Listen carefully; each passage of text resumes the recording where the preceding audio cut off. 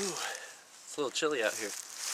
This is Exterminator 87 again, and today I decided to take out a couple of my carry guns, and I thought I'd make a little video of it, show you what I carry and what I like to carry them with, you know, holsters and speed strips, etc.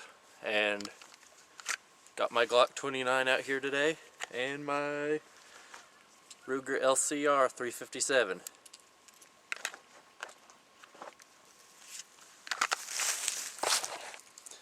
I got my Glock 29 in this Phobos holster. It's nothing fancy, but it works for me. I haven't been carrying it lately when it was hot out too much because it doesn't conceal well under a t-shirt. But it's starting to get cold again, and it does just fine under a coat. The little LCR I keep in this Federal Holsterworks holster. If I can find it in the camera there. It's got this little suede strip on it, keep it in your pocket when you pull it out, like so. I usually carry it in this side pocket when I don't carry the Glock, or in my back pocket where I usually keep my wallet. You can see it there, and it comes out just like that. Here's the Glock 29 and 10mm auto again, and it weighs almost 33 ounces loaded, according to the Glock's website anyway. It's got a 3 7/8 inch barrel, I think. Really good carry gun. I'd be able to hide it better in the summer if I had a better holster, which I might look into, like a Galco summer carry or something. Because I just got that old Phobos right now, and it's a good holster. I like it, but it's not so good for wearing under a t-shirt, like I said. But I do like the open top where I can just pull it right out of there.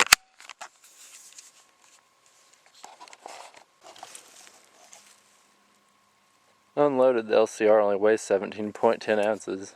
I barely even notice it's in my pocket.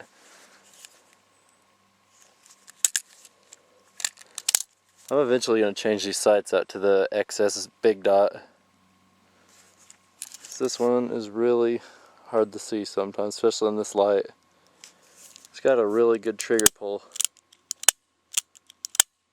for a double action revolver. I think that ejector rod's a little short though for my liking, but still a very good carry gun. It's got the Hogue tamer with it. Nice and squishy stuff back here. Overall, a very nice little gun, and I'd really like to get the 22 version to go with it. A little cheaper practice and less recoil, even though I like that kind of thing. The Glock has a set of Trijicon night sights on it, and I don't know if you're going to be able to see them. It's still bright out here, but it's getting late. The Glock is a 10mm auto. I keep Winchester 175 grain silver tips in it, but I'm not going to shoot those today. I'll take those out. I'm just going to shoot some CCI target loads. And I got the Crimson Trace grip on it. Yeah, it shows up. I don't know if it'll show up on my targets right now or not. A little bit. I can see it. It's got a Pierce grip extension on the magazine because I don't really like my pinky just dangling, but it's alright. I got my other mag without one. But it feels your hand pretty good. This is just the subcompact version of the Glock 20. I don't use this often, obviously, because you see the dust on it, but this will hold an extra magazine, like that. I'm not even going to use that today. For this little Ruger LCR revolver, I got a couple of these Bianchi speed strips here. They work pretty good. I don't really carry them too often, but they're flatter than a regular speed loader. I got Spear Gold Dot 125 grain in this one, and Winchester 125 grain PDX1s in this one, which is also what I got in the gun right now, but I'm not going to shoot those. There's the box for them. It's cold out here. I'm shaking a little bit. And for the Glock, I'm just going to go ahead and unload these out, because I don't want to use it. Drop one, I'll get that in a minute. because I don't want to use these up for target practice today. In place of those silver tips, I'm going to shoot these Blazers, 200 grain 10mm, which is one of my favorite calibers. Well, I guess cartridges. It's really a 40 caliber. It's the daddy of the 40 Smith & Wesson. It's a little bit longer, more powder, heavier bullets. As always, I'm going to put on my eyes and ears, because I don't want to go deaf or blind. I usually carry with the round in the chamber, so that's what I'm going to do right now.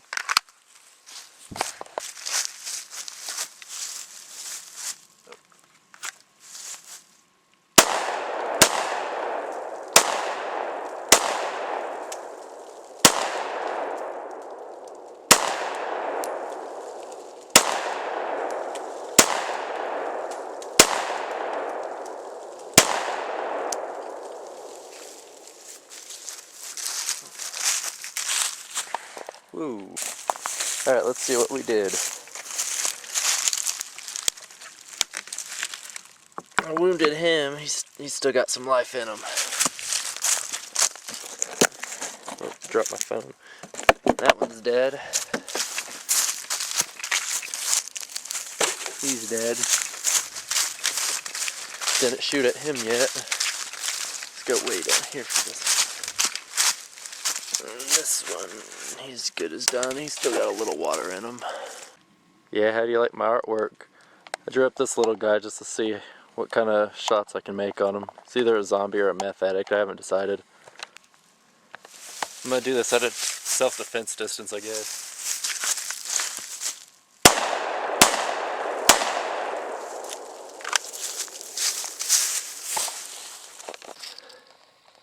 Two in the chest, one in the head. Oh no! Got him.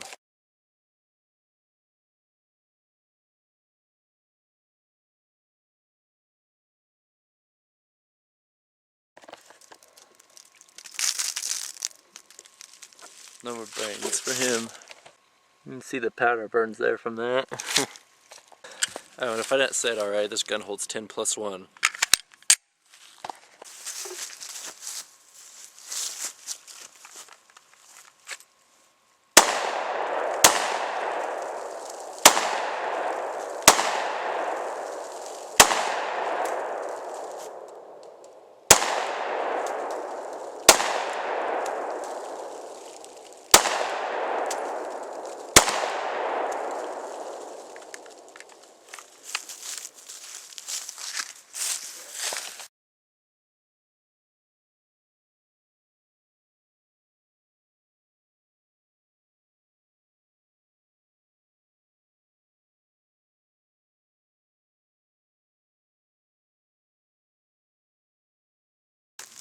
I did that last part from the hip just to show you the benefits of the Crimson Trace laser. If you don't have time to aim, you can, aim from a weird position or something, I don't know.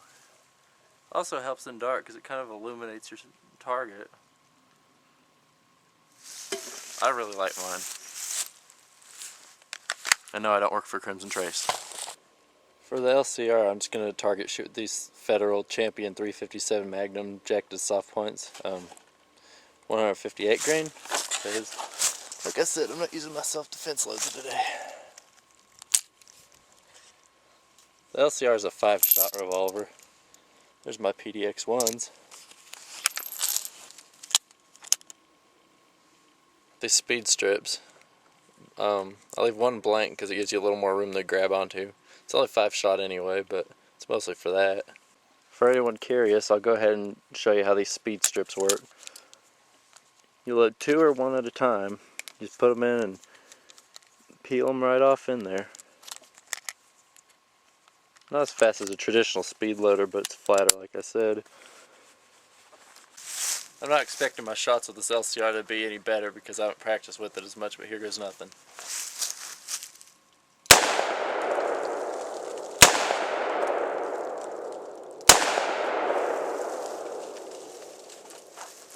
Go look. Looks like I might have flinched or something down here.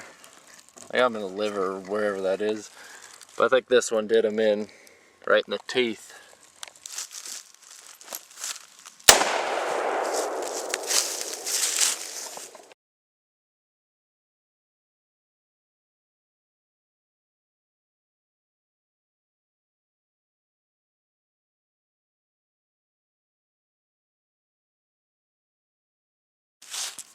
I'm going to kick these out and put a couple 38 plus Ps in here and try that again.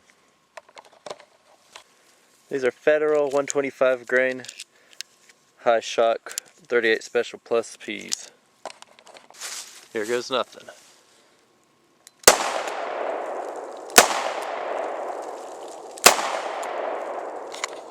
I'm still not that much better there.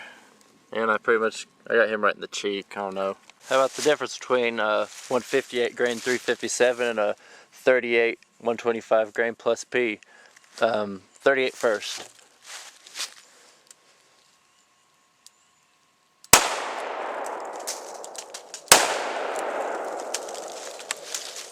Quite a bit of difference between the two. There's my 2 holes touching there. That big hole's from shooting it with the Barrett a couple weeks ago. It's still here, surprisingly.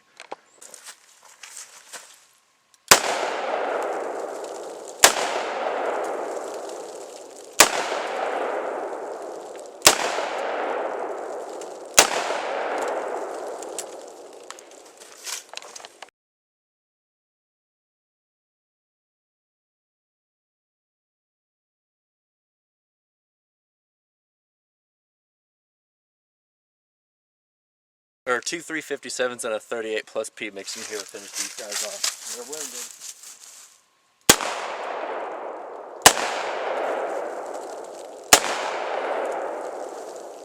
The first one was the 38, obviously. Just to show you the slug, I believe this is one of the 357s. It was laid out by one of them jugs I just shot. Let's see how this looks from the front when I shoot it.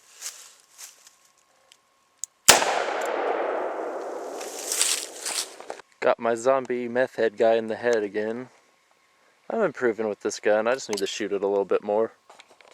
Again, I got 38 special plus P first and then 158 grain 357 Magnum.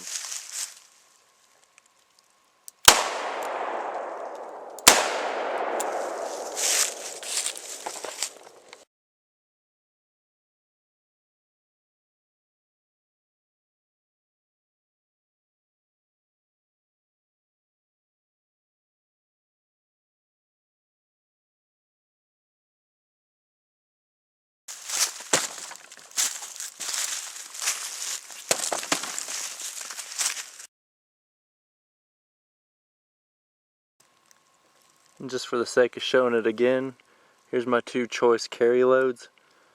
On the right, I got the 175 grain Winchester silver tip 10mm auto, and then I got the Winchester PDX-1 357 Magnum 125 grain hollow point.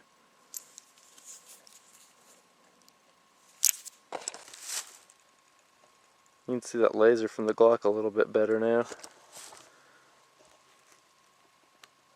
See that? Love it.